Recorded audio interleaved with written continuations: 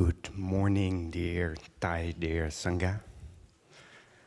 Sitting here, I feel it's nice temperature in the hall right now. It's enjoyable to sit here with you. It's also enjoyable to sit here with my fellow siblings on the path. Just want to briefly introduce ourselves. All the way on the left, we have Sister Langyam, who already gave the Dharma talk. Sister Langyam, many years ago, came to me and asked, Brother Famhan, please explain AI to me. I think it's going to be the next big thing. I didn't know what to say, but she investigated. She has a very investigative mind. And then next to her is Joanne Rosen, Dharma teacher in our tradition, and with a long history and knowledge of trauma and psychotherapy. And she wrote a beautiful book on trauma-informed mindfulness, and can share a lot on this topic. And then the least known member of our group, Brother Fablin. If any of you seen him here before, he has an interest in science. And he's also has a lot of love for our teacher and our tradition, and finding ways of making the Dharma relevant in so many different fields. And I am Brother Famhan, and I'm very happy to be here. I have also a lot of curiosity. I like to invent things and explore things. So I hope that we can share from our experience what has been relevant for us. So there will be a chance for you to ask questions, and the real answers can be found in your own insights. So what we can do is we can offer a response that hopefully helps to water the seeds so that you yourself can find the answer in yourself. So in this retreat, we have already received so much information, and I think we have been trying to develop this insight that we cannot really take our life and how we live our lives, that we cannot separate that from everything else we do in our lives. So in our work, in our relationships, they are all interconnected. So this is a place for you to ask those questions about your life, about your experience, things that you practice with and maybe you struggle to practice with or to understand, and that is relevant for how you deal with your well-being or how you deal with your ill-being. So these kind of questions don't need a long essay so that we know all of the ins and outs. We just need enough information, enough background for us to get a sense of what the issue is that you are dealing with. And then we will answer in the panel. So it has a little form. We have a beautiful chair here where you will be invited to sit. Then we will have a sound of the bell. And for you to really feel in the moment, where can I take refuge so that I can enjoy this moment sitting here, allowing the question to ripen, and then you can ask this question. We say this question from the heart. So you can already, in a moment, people can line up over there, and then one by one you can go up. Am I forgetting something? Okay, so if you are ready, then you see maybe your heart starts to pound, your hands become sweaty, then you can dare to stand up and start moving forward. We already have one brave soul, so please.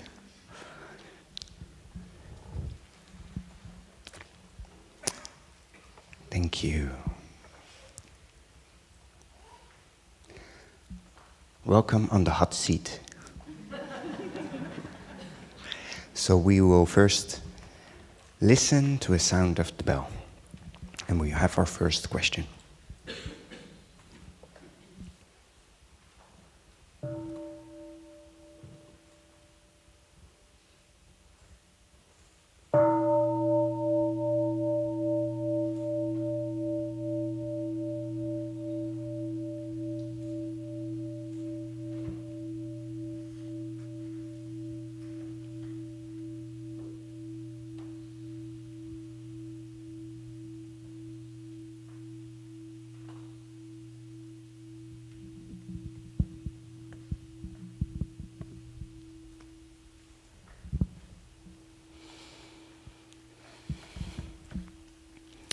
Thank you so much for this opportunity to ask the question and even to start this session.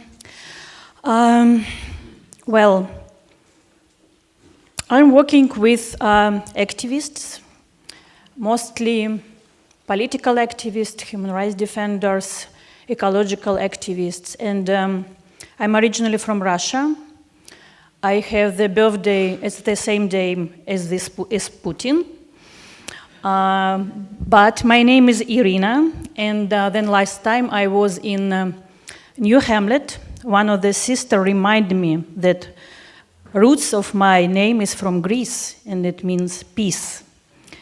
And it was very important reminder for me, because people I'm working with and myself, to be honest, we are really very politically engaged. Especially in nowadays, a lot of wars happening all around the world, a lot of injustice, and I'm personally struggling with the balance. How to be the source of peace and wisdom, but at the same time how to practice engaged Buddhism. Because sometimes I believe I trying to play God and try to change the world, really, in a hard way, but I sometimes losing this balance, and maybe you have some advice how me manifest my Buddha nature and be the source of this, wisdom, awareness, and peace, but at the same time be very proactive, because I have a lot of energy. I really want to contribute to the world.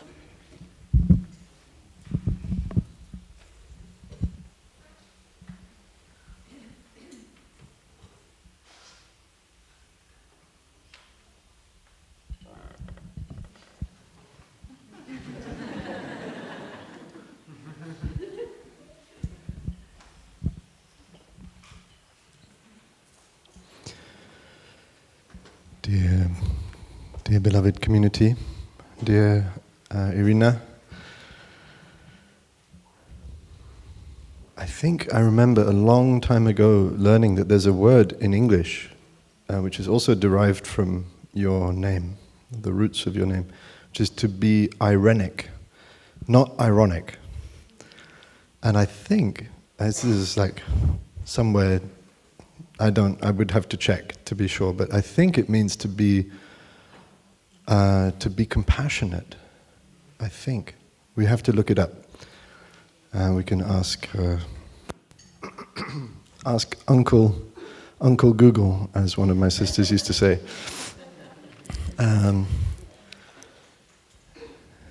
So you asked, how can I be the source of peace and at the same time practice engaged Buddhism?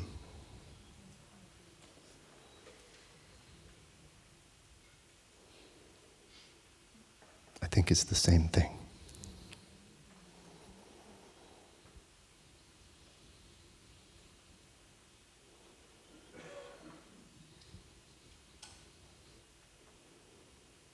I really think it's the same thing. And I also know that generally speaking, we are not satisfied with that answer.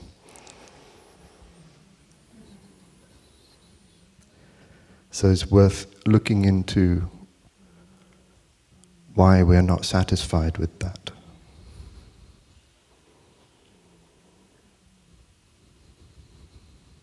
And for me, when I because there's part of me that isn't satisfied with that answer as well. So when I ask myself why I'm not satisfied with it, what I find is that I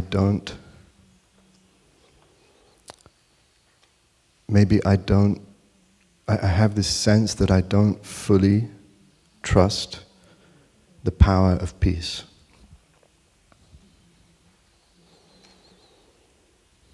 And yet at the same time, I do. Because I've seen it. Being around my teacher,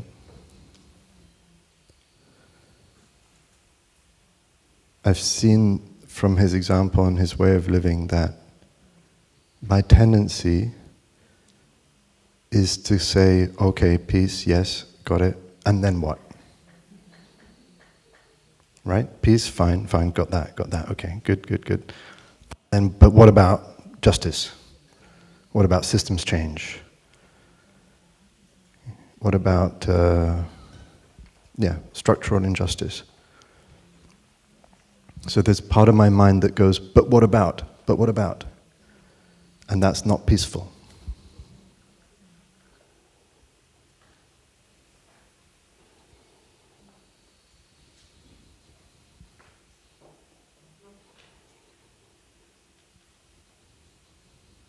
And there's times I even said that to Tai.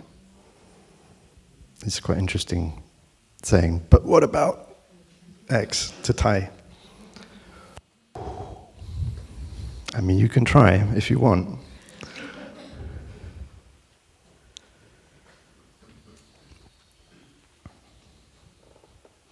So I'm not saying, and Tai is not saying, that we shouldn't address systemic injustice, structural inequality, systems change. That's not what he's saying. He's not saying that we shouldn't do those things. He's saying that we need to trust the power of our own peace in the doing.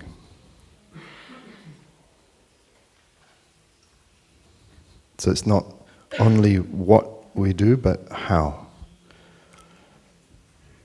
And I see that I consistently underestimate the way that the how can amplify the what. Because if I really have peace, if I really have stillness, then what I do, what I say, even what I think, has a different effect.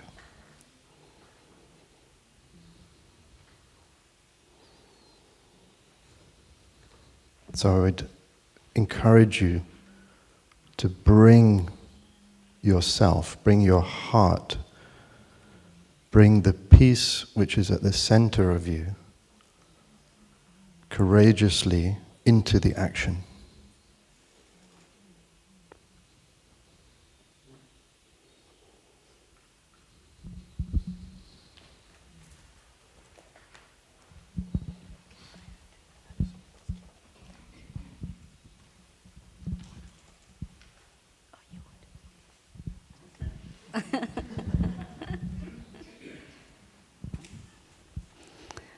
I think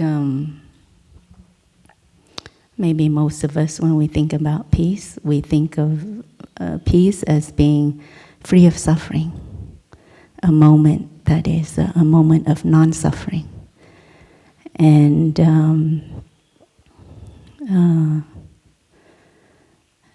I think, so if peace is a moment of non-suffering, we have to look deeply into seeing how we can have that moment of non-suffering, which includes looking deeply into our suffering, which is a part of the 5 mindfulness trainings. This is what I mean by the capacity to hold complexities. So I feel like the work of activists of our time is very much looking into the many different areas of suffering in our society right now. So the work that you're doing is actually helping to address the suffering that is there, that can bring about more moments of non-suffering. so more moments of peace. So they're not exactly two separate things. It's just, I think I want to stress what Brother Phiplin just said, and it's the how. We don't want the non-suffering that we want to be so separate from the work that we do, from the how that we're doing. So in the work of activism, how do we already embody the non-suffering that we want? How do we already embody the peace that we want?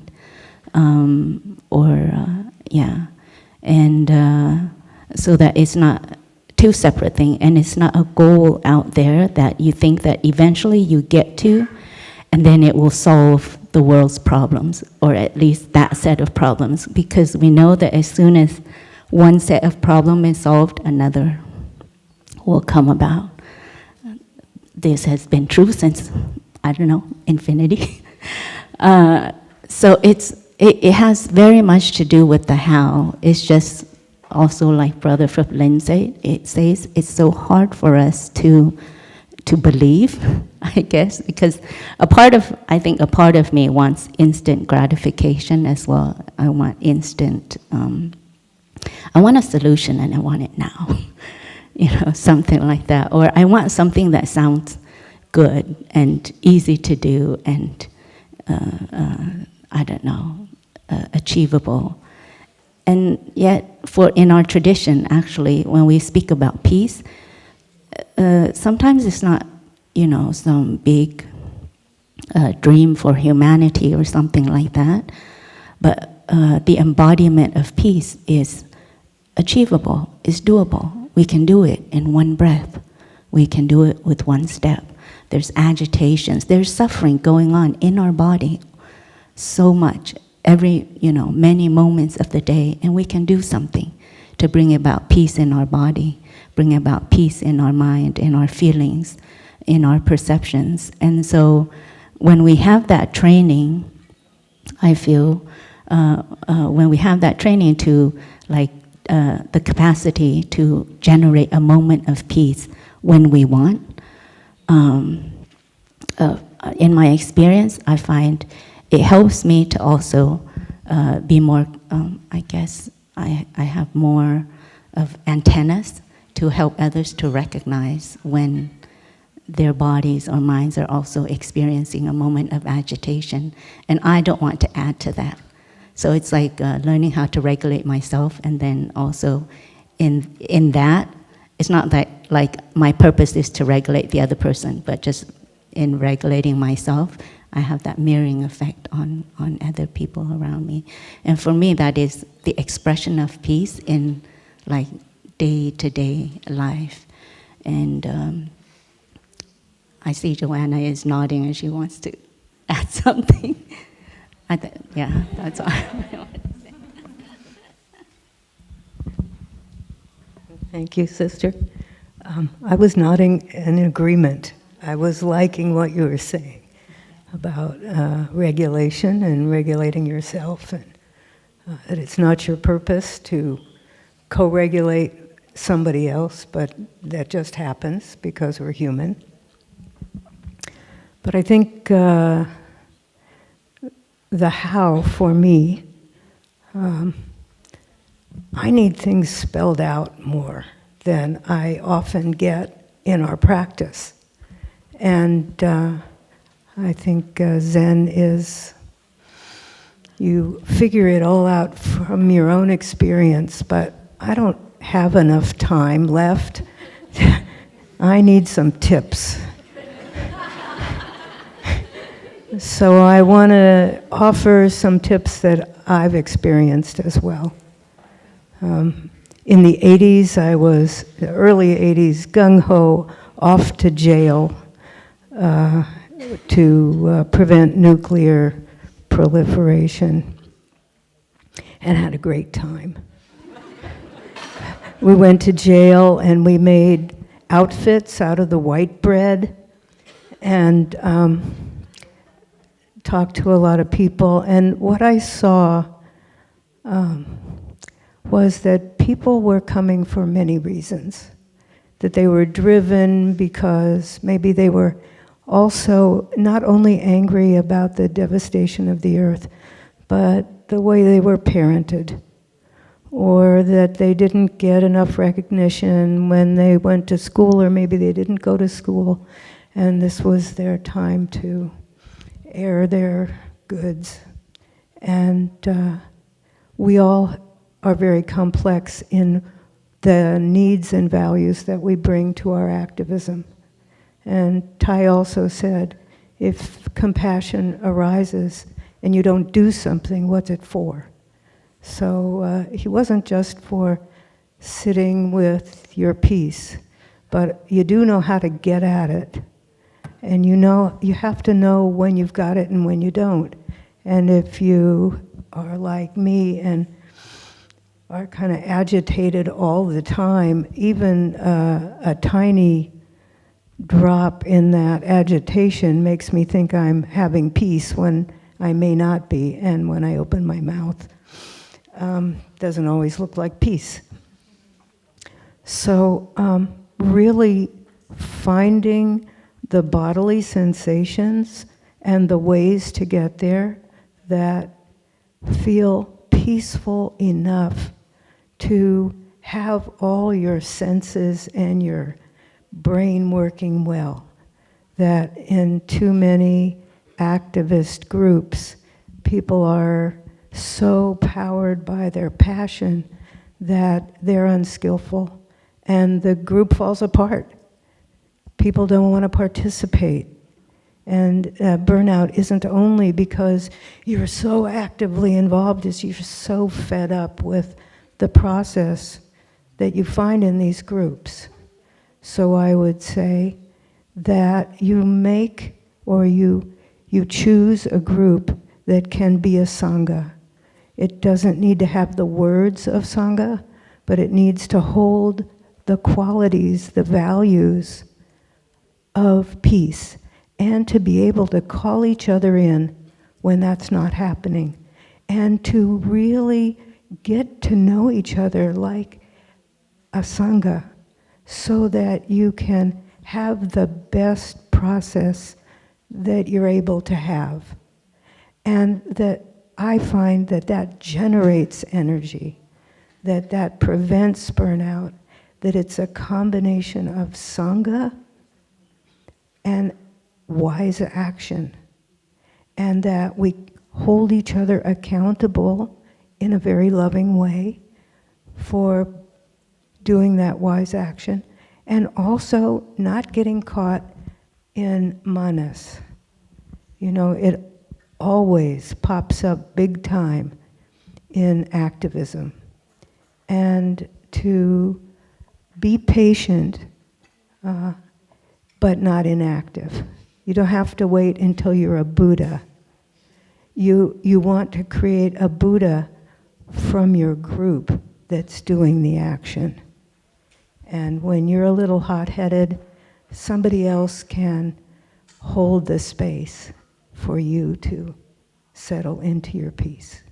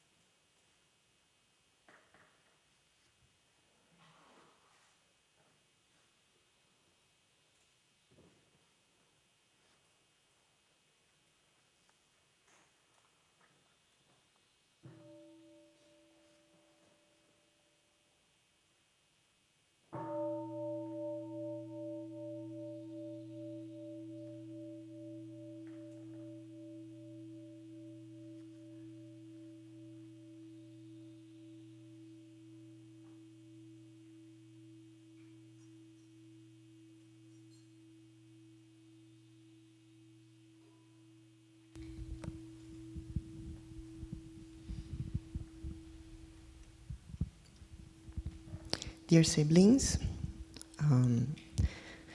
my heart is pounding so fast right now. My question is about the reason why I came to this retreat. I was looking for connect with other researchers that are also struggling in their work when it comes to this lack of opportunities. I work in the field of sustainability related to social sciences and the humanities side. And in all the institutions that I've been and all over the world, the fundings have been cut more and more for these types of studies. And it's so symbolic for me because I feel like humanity is being attacked in the political sense and increasing of conflicts, and also in our educational systems. And we struggle a lot with lack of opportunity, and then working conditions that are very highly competitive and toxic. And in one hand, we know that this work is so important, and we want to keep doing it. But in the other hand, I feel sometimes maybe I should just give up and open a bakery or go work with AI, because that's where the funding is going now, and I need a job. But I know we need everything. We need people looking into all these areas and converge and talk to each other so we can come up with solutions together. But it's been very hard, and sometimes you are losing hope, and you also have to pay your bills. And so I don't know if you have anything that can give us some hope, or maybe insight that will say, maybe I should just do something else, and that's okay too. And or maybe just how do we stay with the trouble, in these times. So I hope that makes sense. Thank you.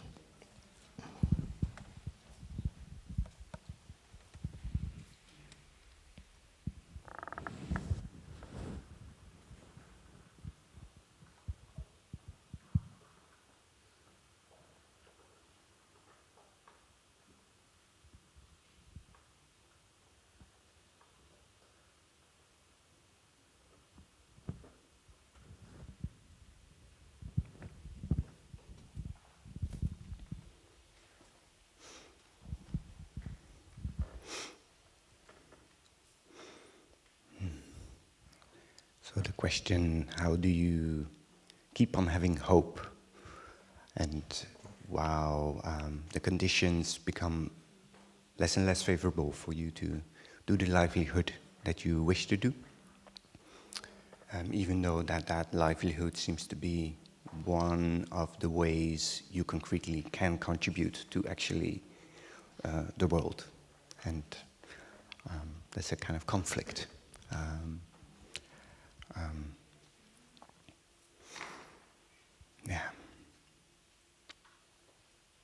Is that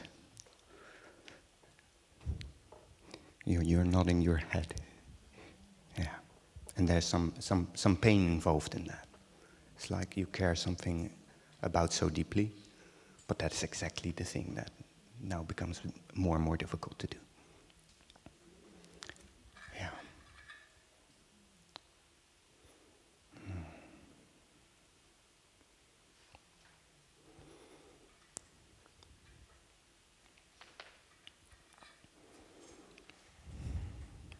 So for me, when exploring questions like this, they have two aspects. One aspect is the immediate aspect of the suffering as it is presenting itself in the present moment, and how I take care of it. And then the second aspect of it is how can I gain insight in order to know what direction of action I can do in my life. And so often we immediately, while not being ready with the first, we jump in the second. So it's a real art to slow things down and to see how we can really take care of ourselves in this moment.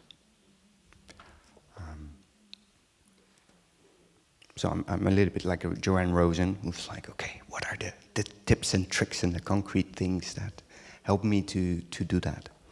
So I would just share a few that help for me a lot.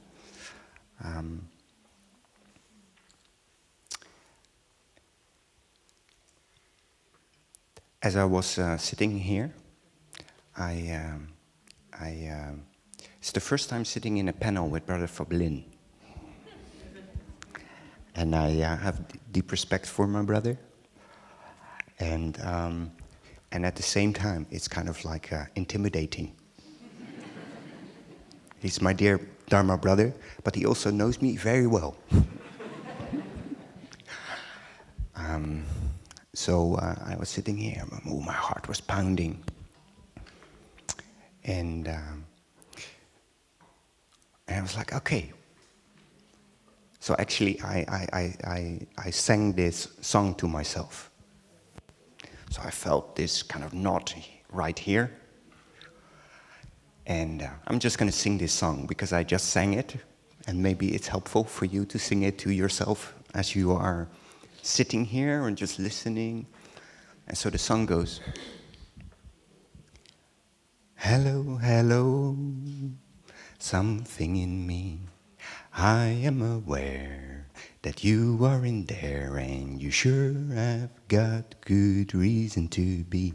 Hello, hello, something in me. I am aware that you are in there and I'm going to keep you company. And I'm going to keep you company. And I'm going to keep, and I'm going to keep, and I'm going to keep you company. Now this is a practice song because it really helps me to shift my mind. And I think the neuroscientists here probably can tell me where in the brain what gets activated. I think it's kind of like right brain things get like activated when you sing a song like that, allowing me to get into relationship with myself. Allowing for me to say hello to something so that the contraction, the intensity of it is not left alone, but it's sort of, I create space for myself to be in. And then suddenly that same pain, even though it hasn't shifted, has more space to be in. So for me, it is really this practice of creating space over and over again. So one way is singing this song, other way is really taking in where I am right now. The space I am in, where's my body and my feelings? Where's my body? And where can I find a peaceful place in my body? Maybe my feet, my hands. So that is creating that space in order to take care of myself. The moment when I do that,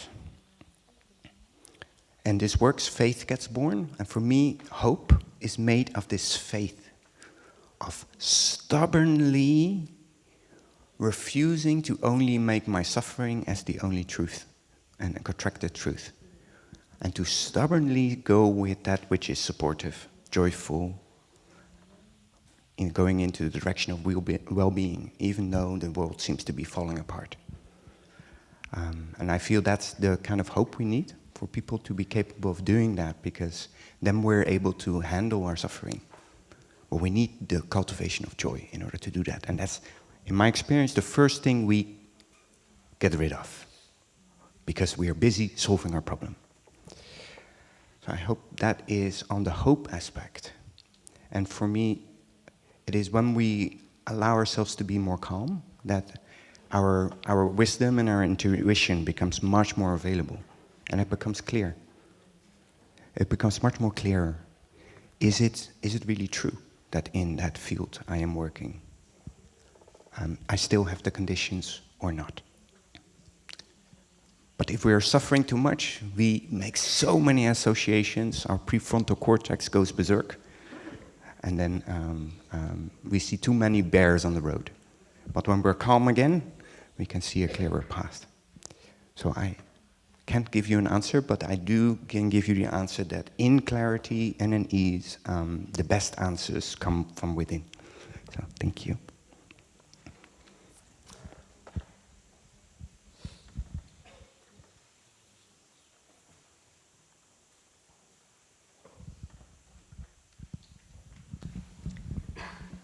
Thank you for your question. And thank you for your practice while you sat in that chair. And I wanted to ask you, and you don't have to answer, what was going on when you first sat in the chair?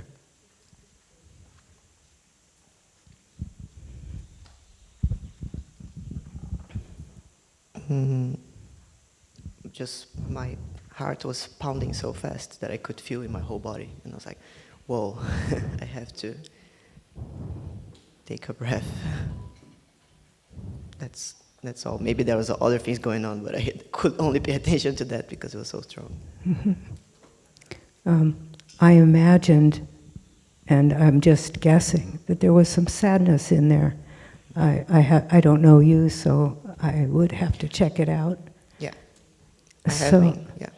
Then I was thinking, no matter what the pearls of wisdom were coming towards you, you would not be taking them in. Mm-hmm.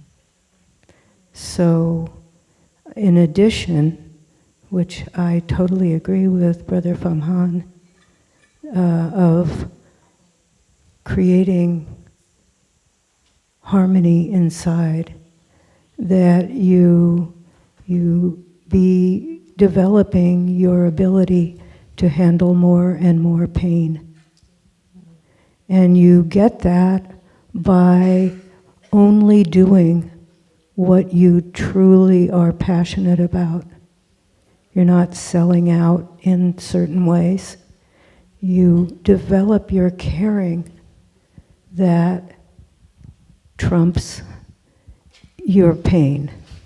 It gives you the will, the intention, the volition to be able to stretch the amount of pain you can hold without being carried away.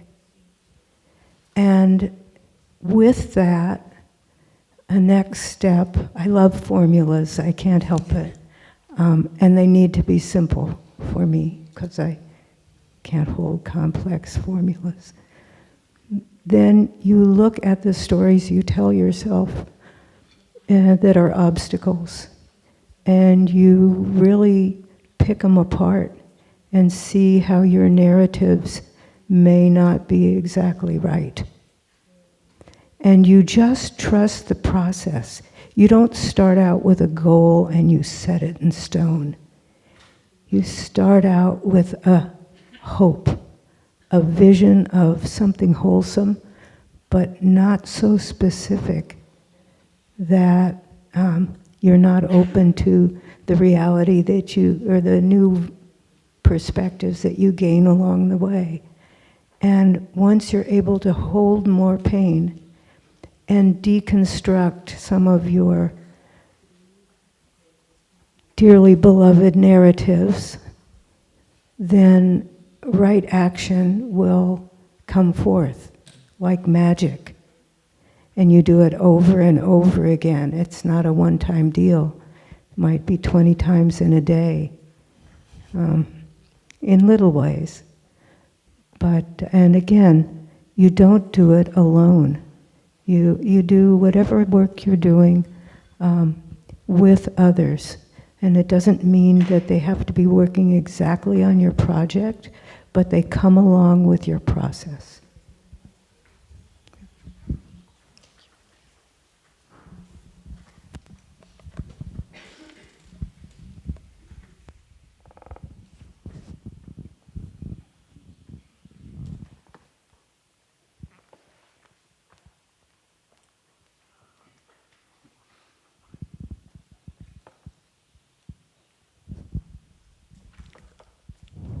There's a bus over there, have you seen?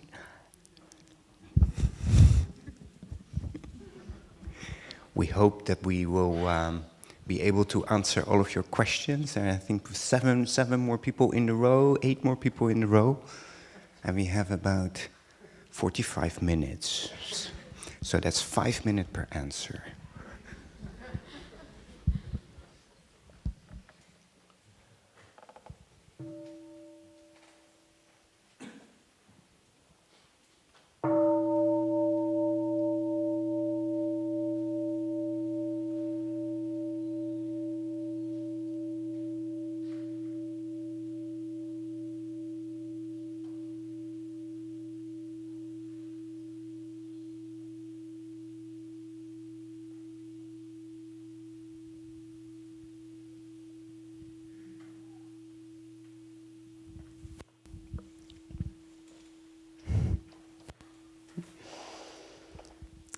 Dear respected Thai, dear teachers, dear Sangha,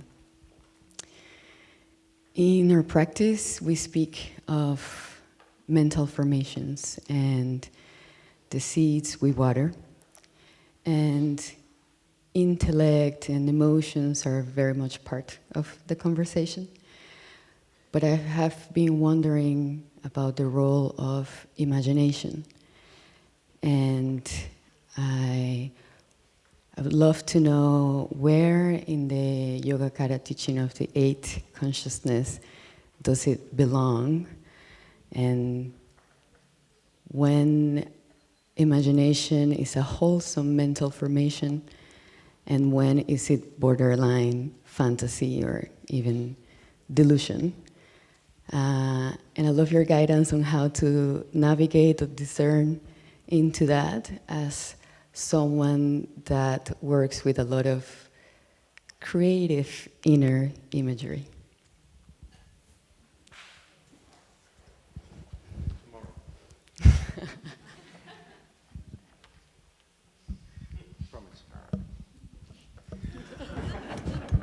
Thank you.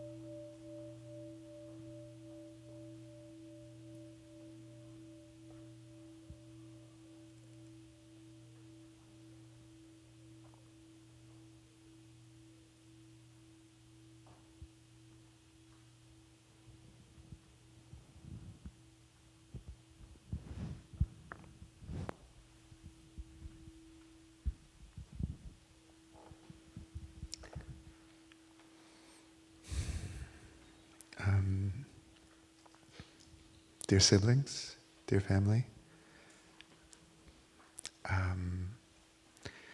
I'm working across many fields. So I work professionally as I guess you could call me a experimental artist. But I'm currently also working in academia as a researcher across music, AI, and cognitive philosophy. And my question has to do with technology and the way that we use it, because I'm involved in the creation of technology, AI in particular, but also involved in culturally and cognitively understanding what AI is and what AI does in our life world. And I want to better understand what kind of technologies are beneficial for us as a species and our planet to flourish. And I'm often struck by the feeling that the technologies we have, especially the modern technologies, and particularly the technologies that affect the way we think and cognize in the world, have been built with unwholesome volitions. And as someone who is working within those technological spheres, I often find it a struggle fighting against those volitions, because I want to bring essentially an ethics of applied Buddhism to the creation of these technologies. And I find it a great struggle, because many of these technologies have built into them the history and intention of war, of discrimination, of greed, and often work against mindfulness. So my question is, I would like your advice, and also perhaps your imagination, to help dream of what kinds of approaches to technologies we would want to approach to have an applied Buddhist ethics.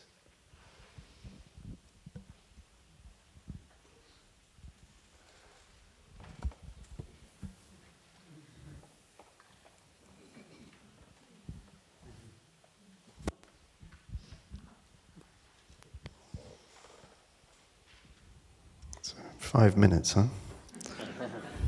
In theory. We'll see how we go.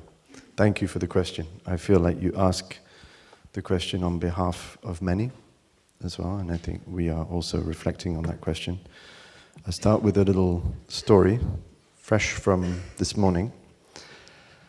It's very strange sometimes what happens to you as a monk. So I was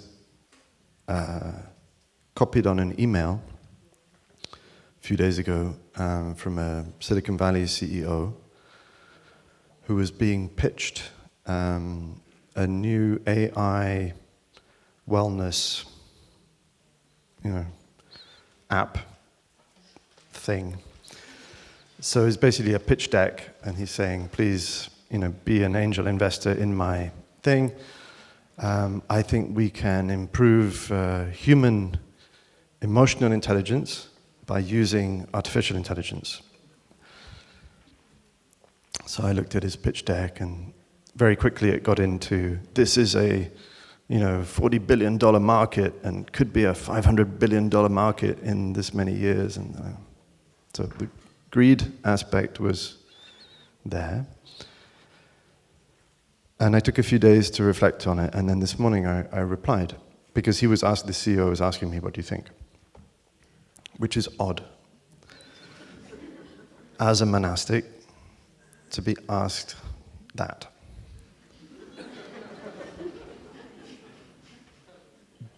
But he asked, so I answered. And my answer was, don't go anywhere near this. There's a kind of, there's an emergent cult of ChatGPT as a deity. I don't know if you are aware.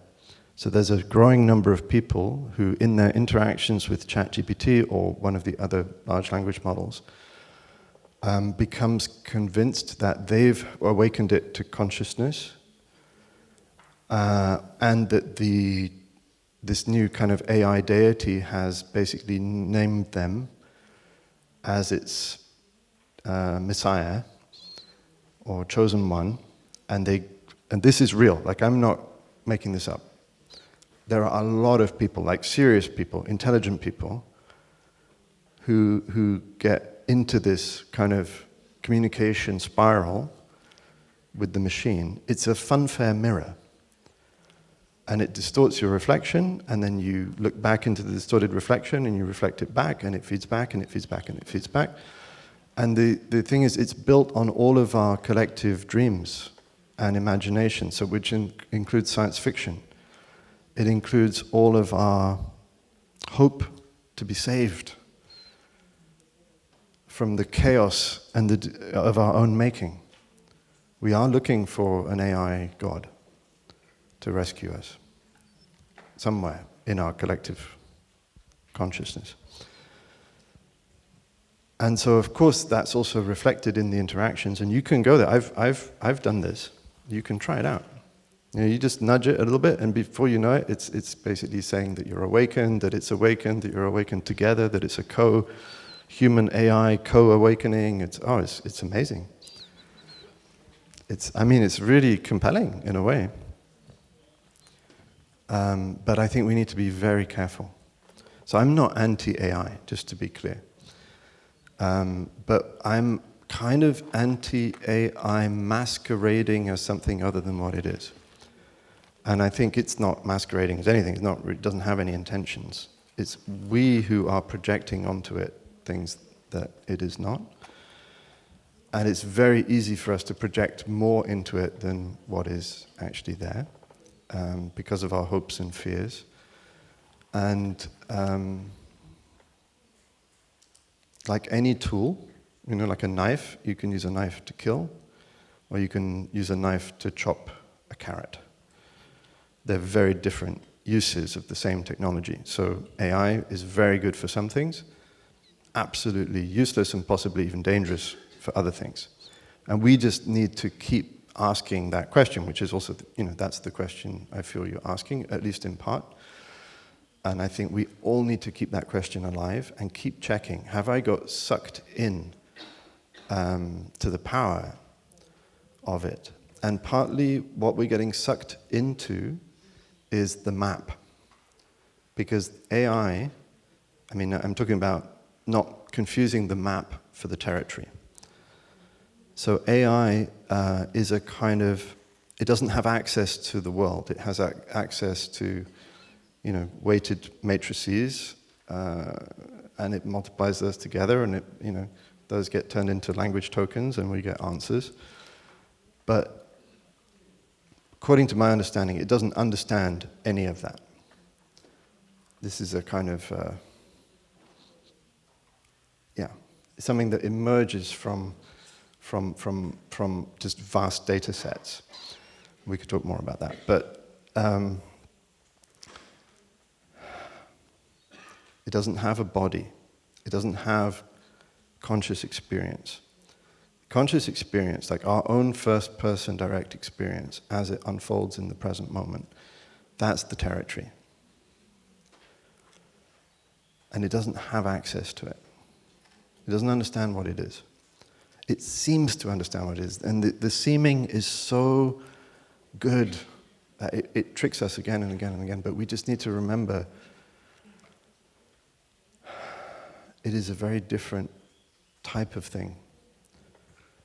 Because it's not just AI, right? In a sense, there are many, many aspects of our culture which are now in the realm of increasing layers of abstraction, including language itself, scientific materialism. Maybe I'll talk more about this tomorrow because my 5 minutes are almost up. But the invitation I want to offer back to you is just to explore the journey between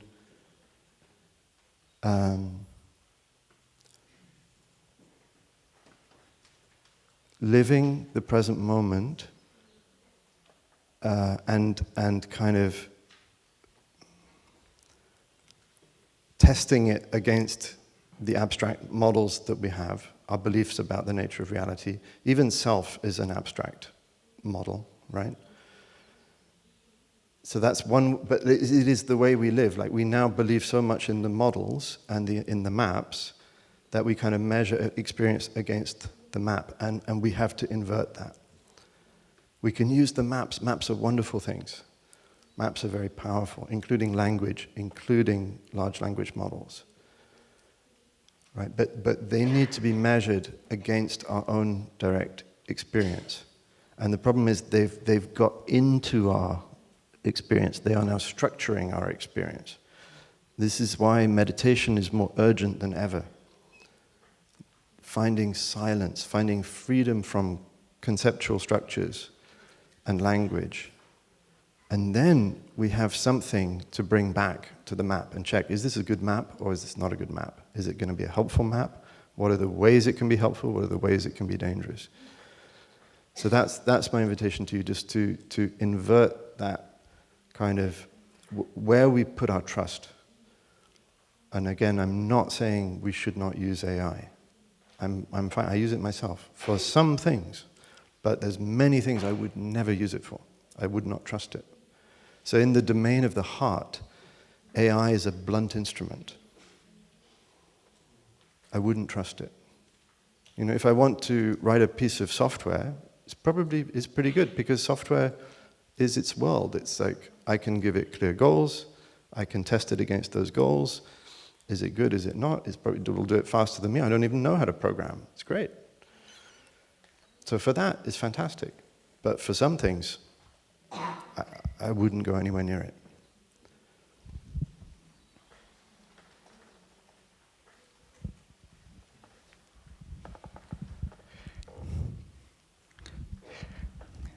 Just like to add a little bit.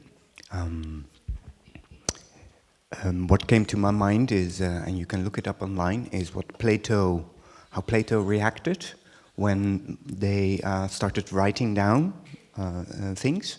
And he was really against it because people would lose their capacity to remember, and with that, their capacity to think. He was really feeling like, oh, terrible things will happen when people start writing all of their insights, and they don't gain them themselves by their thinking.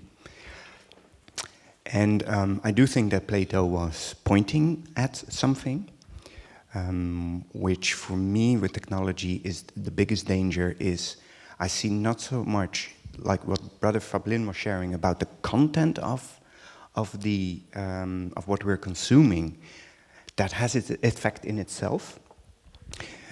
But the bigger effect, or another effect, is the how we consume it, where that is actually changing the way that we are processing the world, and that might be also has a huge effect.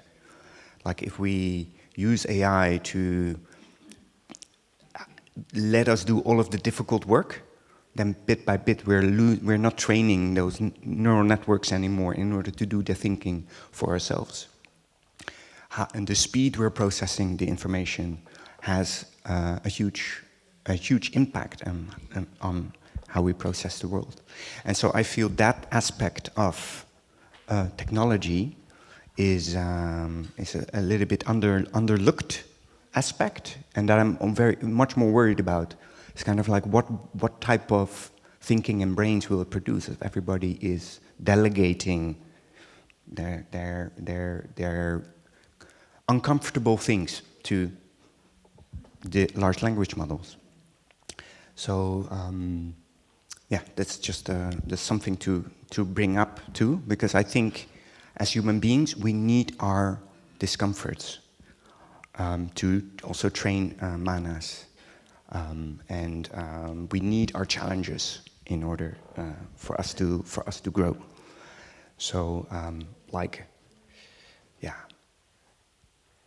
So that's just my little drop in the bucket, that we also look at those aspects. Thank you.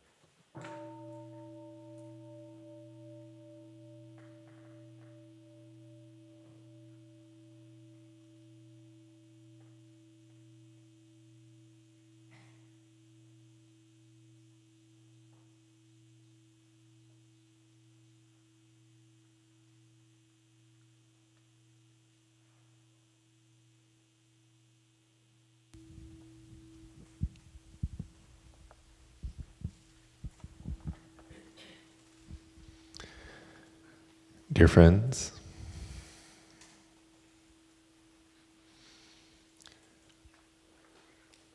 I wanted to ask about identity and sort of group participation and the discomforts that are coming up in me around that, and also the longings and the tensions there. I think yesterday we received the introduction to the 5 mindfulness trainings, and it was the first moment here where you're implicated a little bit. Like, do you want to participate? Do you want to do this ceremony?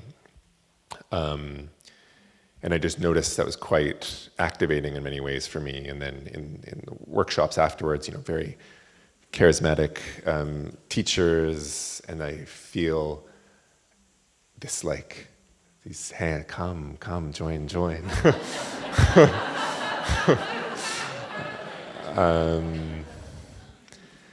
And I lay awake for many hours last night.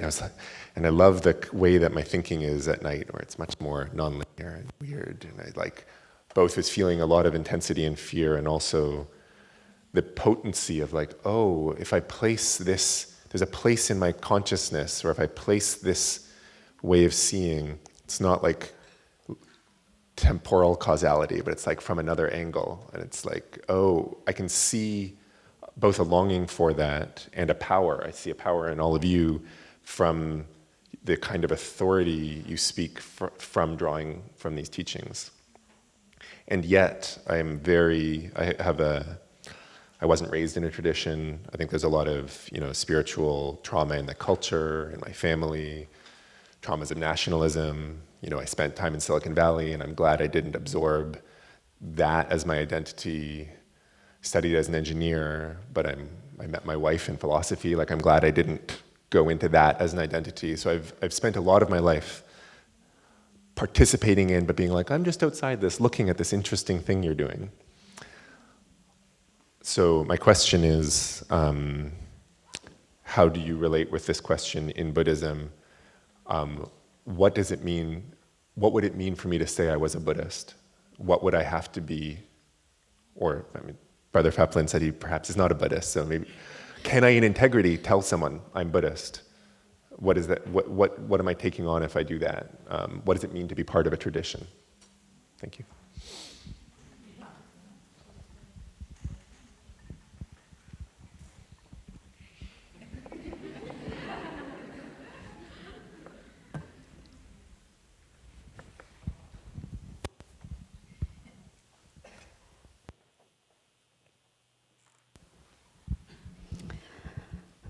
I think what I'm hearing is that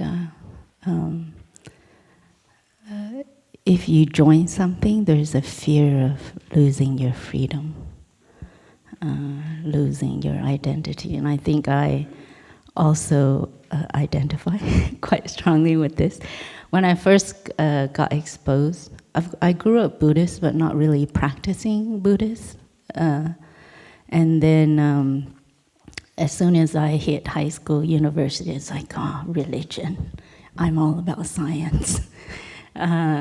Things like that. So anything that had to do with self-help or religion or spirituality, there was always this fear in me of losing some kind of intellectual agency, that I didn't want to be pulled by the emotions of the majority, which I felt maybe could be not sane.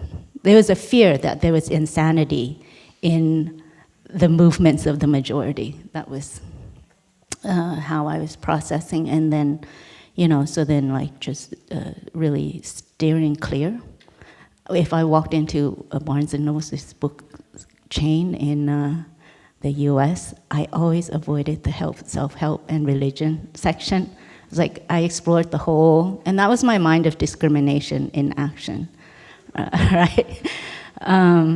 Every single time, I just remember it so clearly. Those sections were taboo for me somehow. It's I always gravitated towards the, the science sections, even fiction. But somehow those things were scary. Anything having to do with spirituality or groupthink kind of was quite scary for me. And I think when I first got exposed to Plum Village teachings, that was the first instance. Actually, no, the first day was very scary. When I met the monks and nuns, and then like there's all this, cultural behaviors that everybody was kind of performing, the bowing. I went with one friend who every time she saw a monastic, she just bowed. And then I was like, but you just saw him 5 minutes ago. Why do you keep doing this?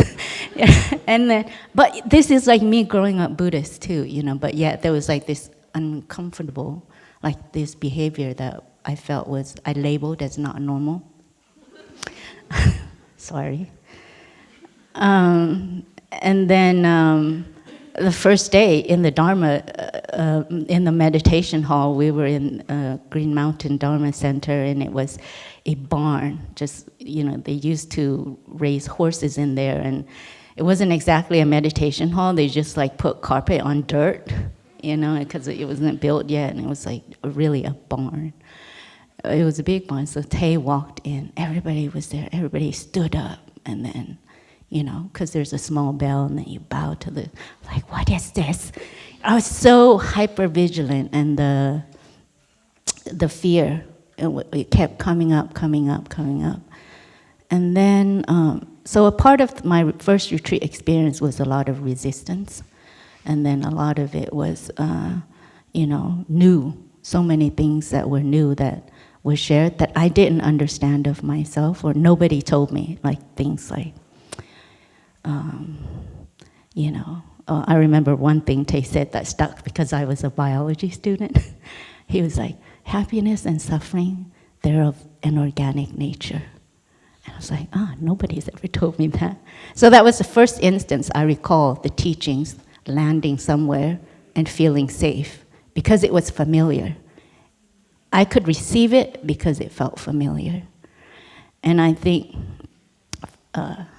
fast forward, I think somehow the conditions, and then actually at the end of that first retreat, then I realized, there's so much I don't know about myself or whatever it is. But I took so much time thinking about this path, and do I want to explore a different path? Because it was the first time my eyes were open to a different way of being and thinking. But at the same time, it was so scary. And I had a hard time letting go of my identity as like a scientist or whatever. I remember in university, I took this course called The Bible as Literature. And we had to read the Bible over the winter break. And so I had to take this home. And in my home, it's a Buddhist family, there's no Bibles in there. And I remember having to cover it with a paper bag. You make a book cover. And but I remember fear coming up as I just carried this book. Like, this book will not attack me in any way. But there was so much fear in me carrying this book into the house. And like so much fear that my brothers and sisters and parents would see me reading this book. And my parents don't even understand a lot of English, but just fear that they would find out what this book is and that I'm reading it, right? So I guess what I'm trying to say is there's a lot of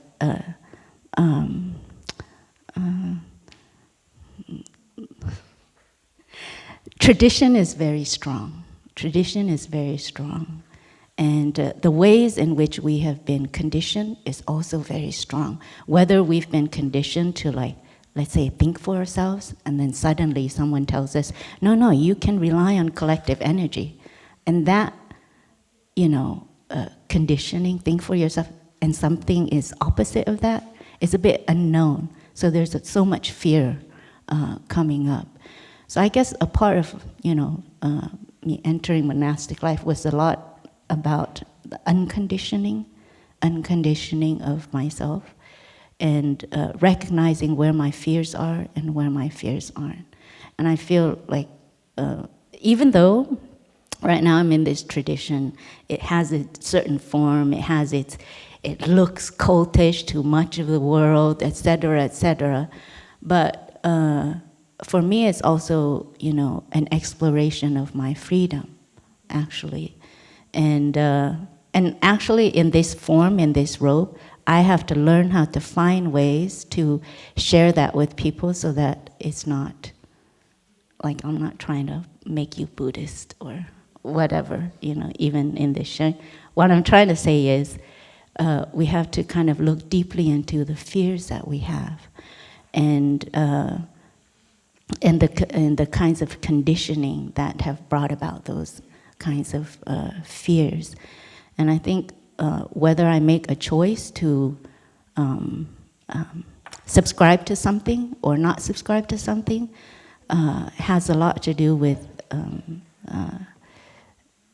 whether that thing can help. Right now, my standard is whether that thing could help me be more happy, more peaceful, more human, understand my suffering more, etc. And I love what the Buddha said about the teachings. Come and see for yourself. Like nobody can tell you, He's not going to spend time convincing you to do anything, but it's like first-person experimentation. But you see, this kind of language is also, I realize why I subscribe to it, right? Because that was my conditioning. Like as, my training as young scientist or whatever, like you need methodology, you need... but so still, my discriminative mind is seeking for that, but I'm learning how to understand more and more how my mind operates and the things that it's attracted to due to the conditioning. So I'm just sharing as an invitation, as an invitation for you to do the same, looking deeply into our fears, our conditioning. Even though something sounds like the truth and it's like so beautiful, which I find in much of science, there's so many things so beautiful. In Buddhism, so many things so beautiful, but I also have to learn ways how to let go of them. Because if I see those things as absolute truth, then I start proselytizing or whatever. That's also a bit unhealthy. And also letting go of truth so that we can, Taisei is getting closer to reality, or a lot of people say getting closer to reality, but I also don't want to say that because it's like, seems like we're outside of reality, but like more understanding, I guess generating more understanding of what is it. So it's just an invitation. Yeah.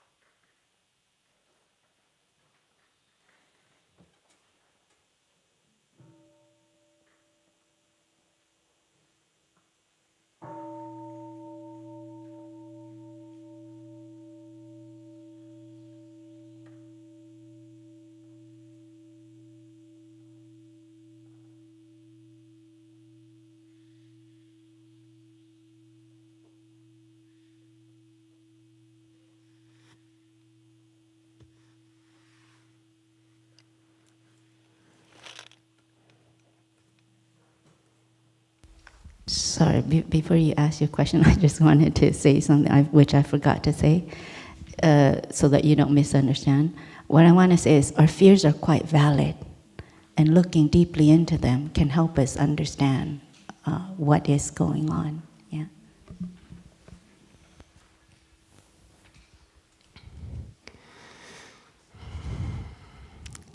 Dear Dai, dear community, thank you for this opportunity. My question is about anger.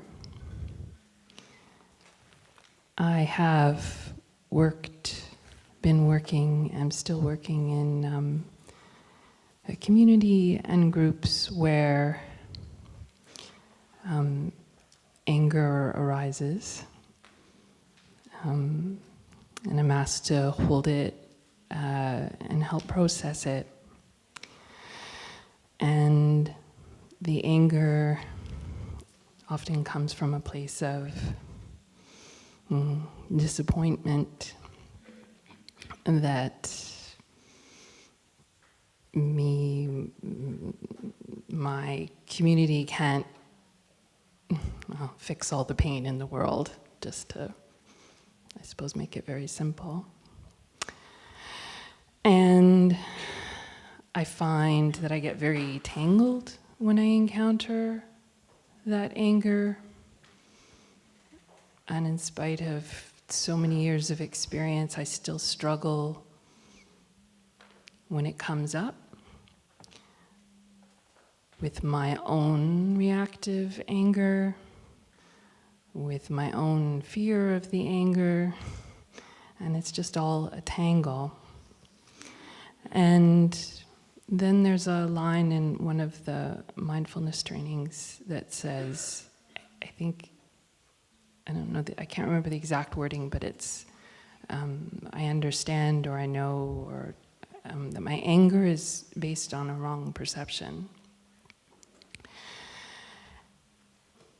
And I keep thinking about this line, and I really struggle because when the anger comes from the group, and I feel anger, so much of what they're angry about, it's not a wrong, or it's hard for me to understand how it's a wrong perception, and it's also hard for me to understand how to skillfully be with it when I'm kind of lost in, well, no, you're right. There's so much reason to be angry. How can I say it's a wrong perception? And then all of my conditioning just makes me want to go hide. So I'm looking for more skillfulness in this, and I'm really, really struggling.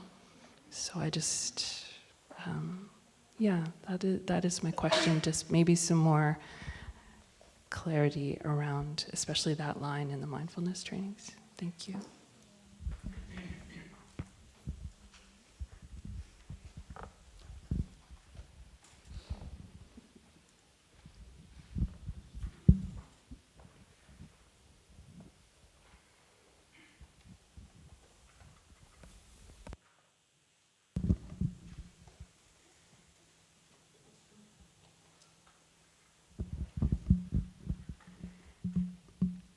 I got the eyeball. I don't know. For one, anger isn't a solid thing. It's made up of a lot of stuff. So when you say your anger and that maybe they're right, they're probably not 100% right. And what are you thinking they're right about? So I would sit for two reasons. One is it's so cool to pick it apart and discover something trippy. Wow, you didn't realize that it had all that in it. And then even that exploration begins to diffuse the anger a little bit. It engages the cognitive processes, and that cools it down some. And whether they're right or wrong, and whether your anger is righteous indignation or not, a little bit of anger is just, you may actually be mislabeling part of it as energy to do something. For me, often anger is the opposite. It's my way to break through inaction. It powers me, but it also disempowers me if it doesn't come along with my brain. So I know that I need to pick it apart and also to be as effective as I can. I have to not be carried away. And I wanted to say this on the last question, but just seeing where is the fear or where is the anger, and then do a little museum tour of, I felt this before, and I felt it before, and I felt it before, and to see where some of the root is, and work a little bit with the root as well. And that doesn't mean that then you don't act, and it doesn't mean you now feel good about the situation, but you have the right amount of activation to be effective and follow your own deepest values and aspirations.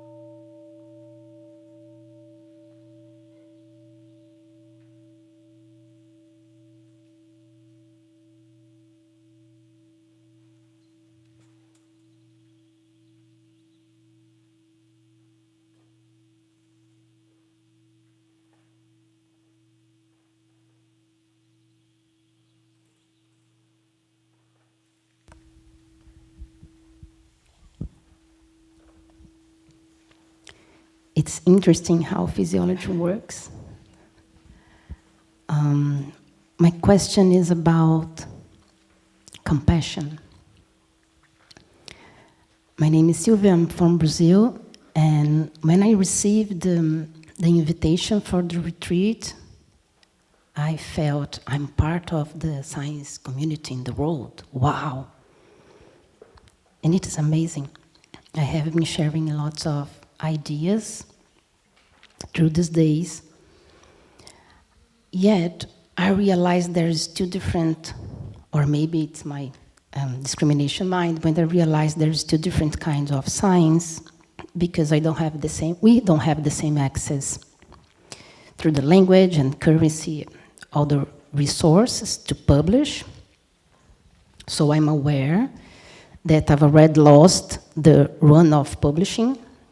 Okay. But how, coming through this different world, how I can cultivate the compassion seeds to keep my job, even being aware that the difference that we have in these different words and resources, all of those things.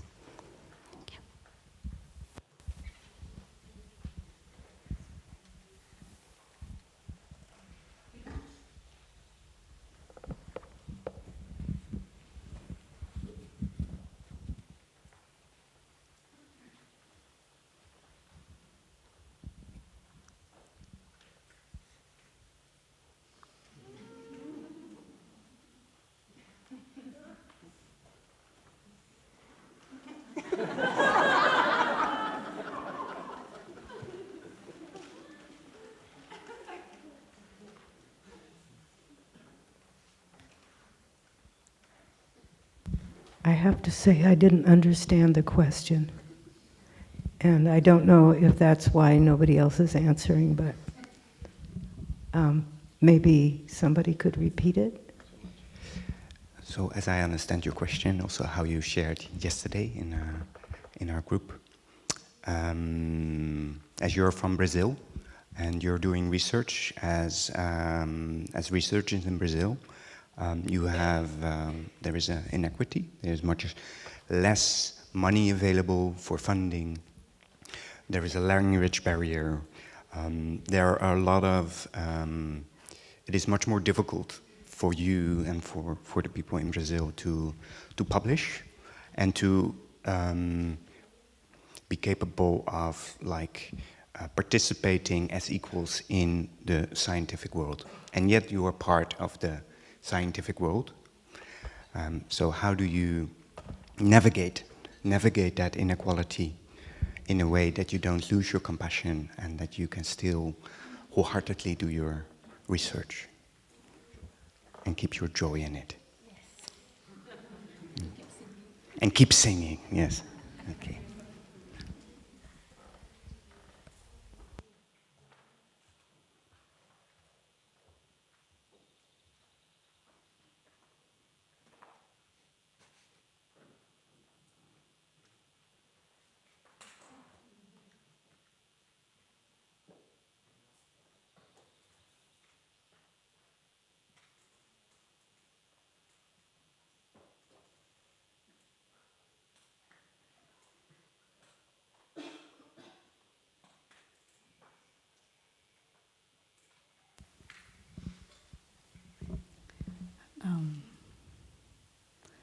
I think many of us in this room are probably concerned about, well, I don't know if you are, the purpose of science.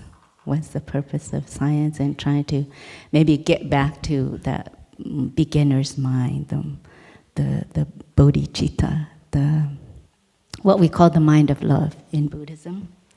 The mind that wants to discover, and the discoveries are for healing. The discoveries are not to describe the world or describe reality, but the discovery is for our freedom, our healing, our happiness.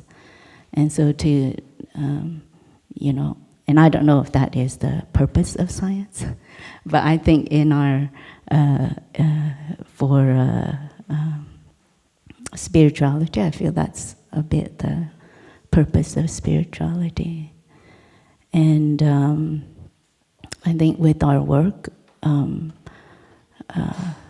whether scientists or yogis, it's very important to remember this mind of love. And then so many of the challenges that come our way, we kind of have a way to deal with it. We have kind of like energy to deal with it. And I think maybe the discrimination and things like that, I don't know how it looks like in the scientific world, but I can speak a little bit about how it looks like in the Buddhist world, maybe. In the Buddhist world, maybe, for instance, right now, if we're talking about funding, Plum Village is also in need of funding, right? We're also struggling to look for funds, etc. And there is competition for funding a little bit because mindfulness is so popular and commercialized, maybe, and appropriated even sometimes. That some of the messaging out there is that, we just need the mindfulness. We don't need the Buddhists. This is a lot of messaging out there. We don't need the spiritual people. You don't need the outfits. You don't need the monasteries. You just need the apps. You don't even need the ethics. You just need the mindfulness. So there's so many different levels of appropriation. And for us as a Buddhist community, this is a kind of discrimination we are facing or coming up against. I'm not sure if I can say the word facing because we continue to do our thing. We continue to practice. We continue to offer the fruits of our practice and our insights into the world.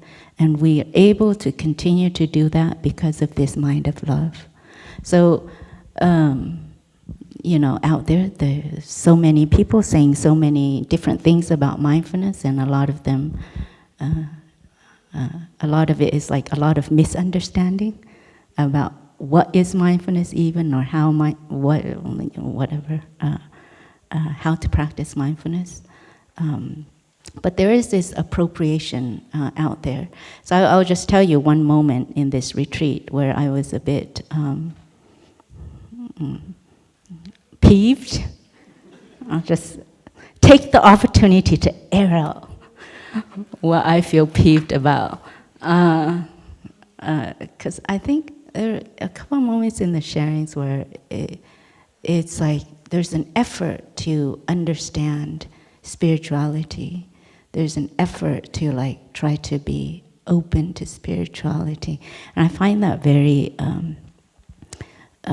odd, because I feel when I look into science, there's so much openness, and the research and the studies and things like that is to, understand. And in our understanding, we can have more acceptance, more openness for so many things.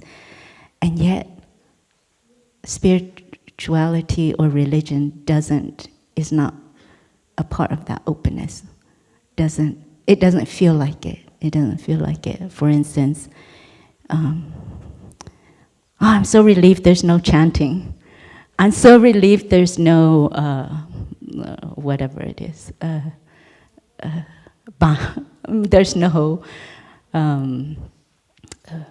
incense. I don't know what you're relieved about, but but what I'm saying is that in our efforts as scientists, and in our mind, we think we have to have that, cultivate the openness as scientists.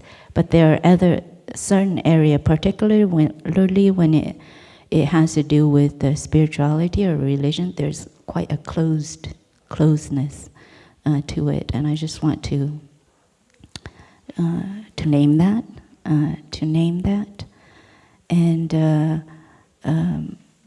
and I want to also share a bit how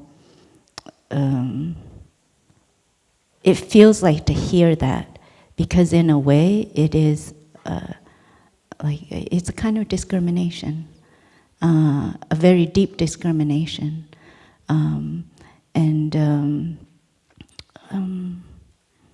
yeah, it feels like there's an appropriation. Oh, I only want this part. I only want what you have to offer, your insights, but I don't want the ways in which you are cultivating this insight, something like that. How you live as a community, how you practice, what different practices that leads to that insight, it doesn't matter, I just want the insight.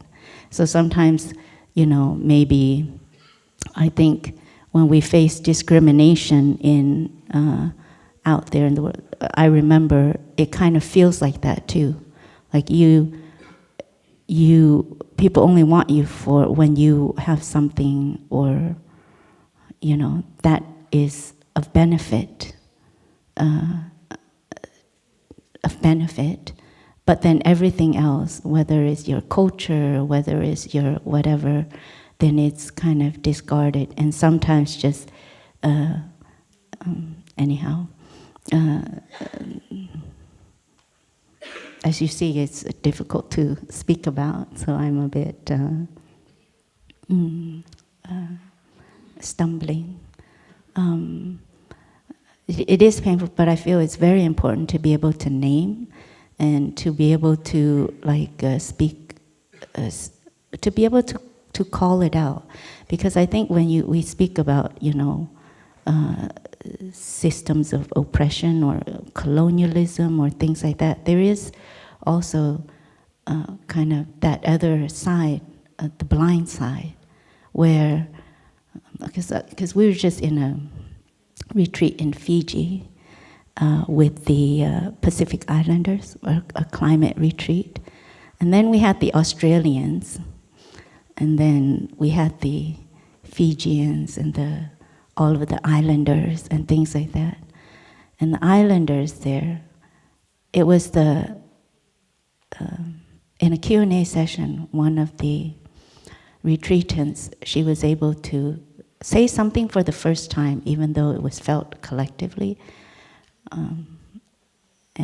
Please guard your ears. And I don't say this as a form of an attack, but just to say that it's important to name things sometimes and to bring things to the surface.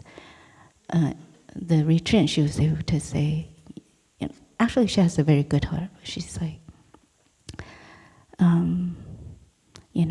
I have to say, there's something I've been holding in my heart. And she's like, I hate the white people. but how difficult it was for her to say, and please, if you're white.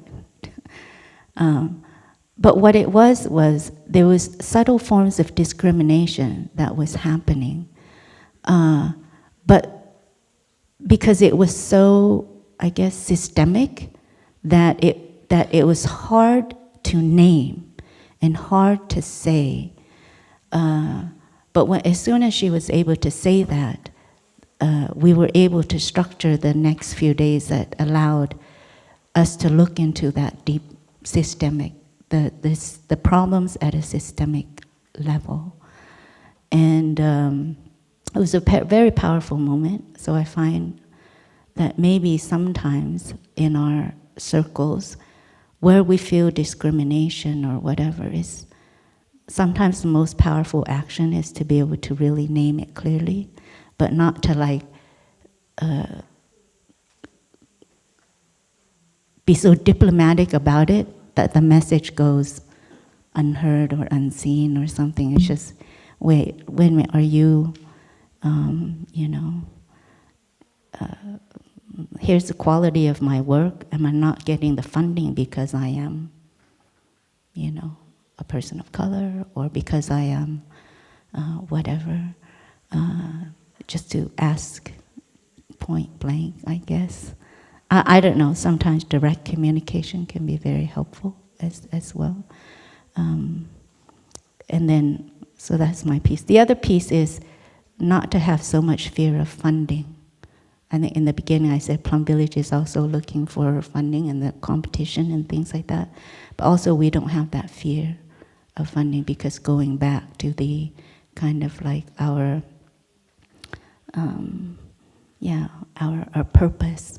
I think Tay often calls it the ultimate concern, or ultimate concern.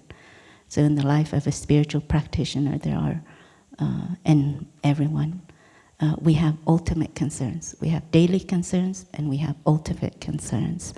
And when we have an ultimate concern, like a question that's burning us, and then we want to really figure it out, we want to find the answers to, and every one of us should seed in our stored consciousness an ultimate concern. This is your fire, right?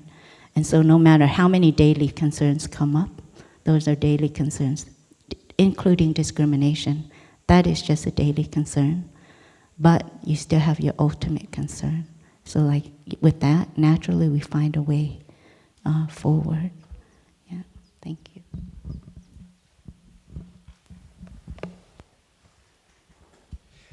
So, I'd like to add very, very shortly,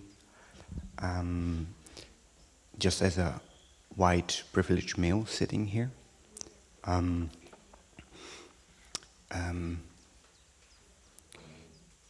it's kind of, when these things get up, it's kind of uncomfortable, and then I can feel bad about myself, and then it is such an art to make that feeling bad about myself my responsibility, and not then put it on you of like, oh, help me feel good about myself. And I think that is happening so much with people who are discriminated, that suddenly they are then put in the position of making the other party feel good.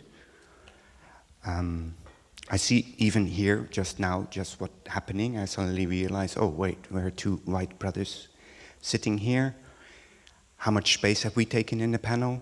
We've been sharing the grunt in the beginning, and then I suddenly realized, oh no, it's too much. And then I was like, okay, now the sisters need to share. And then I look at Joanne with a gaze like, now it's your turn. And I'm learning to recognize that in myself, that is like, oh, I'm not there yet. And that for me, it's really about knowing that me as a privileged white person, it's much more easy for me to take this space, but I then, because it's normal, I don't see how I'm taking space from others. And that I really need to train myself to be uncomfortable and being like, oh, am I offering enough space?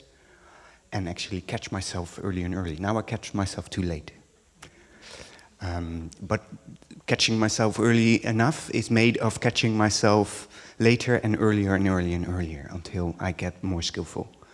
So it's really an art of knowing myself I think part of it is you speaking out, and then also for me speaking out to white privileged world of like we can look collectively at what we are taking from others, because the opportunities we take might mean that others don't have the opportunities, even though we don't see it, and it's our responsibility to start looking into that. So thank you for bringing that to the forefront here.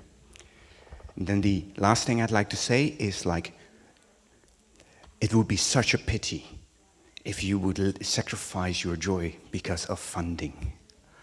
Like, joy is found in life. Every moment we can stubbornly water it, because that's we're alive. There's an art in living. We should never give up the enjoyment, because it's so easy to put the contrast in the wrong way. You make the suffering much bigger, and then you contrast your suffering with that happiness, and then. But if you can turn it another way around. It's like, yeah, there are other contracts you can make that is like, wow, I'm doing this, I made it. So that would be my little spiel. Thank you. So I'm very sorry for those who have been waiting. We hope that you can ask a question to monastics that you come across, or other Dharma teacher, or other spiritual friends on the path. But we have to end, because we have gone a little bit over time. So maybe we can end with the sound of the bell.